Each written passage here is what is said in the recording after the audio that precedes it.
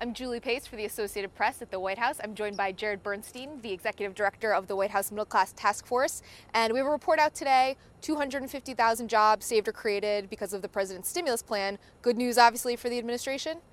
Yeah, this is good news. It's not unexpected in the sense that these are dollars from the state fiscal stabilization fund. They go right to the states. And since many states have been facing, as you folks know, a tough fiscal squeeze, they've been able to plow these resources into education. That means 250,000 jobs saved or created among workers in the education field.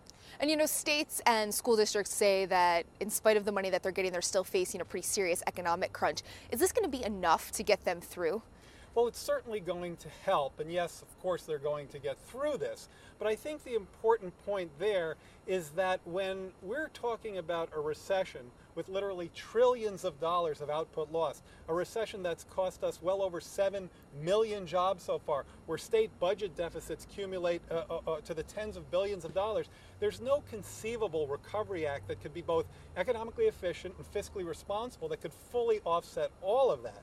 But we're clearly helping to blunt and offset some of the pain. And here in the education example, we're doing it right down at the level of public schools. You actually have parents walking into classrooms where that classroom could have been twice as large as it is in terms of a teacher-to-student ratio, thanks to stimulus dollars helping to preclude some of those layoffs. Now, one of the things that I find really interesting is we actually can track these 250,000 jobs. At the same time, the administration says that overall, 1 million jobs have been saved and created, yet we can't account for each of those jobs. What accounts for that discrepancy?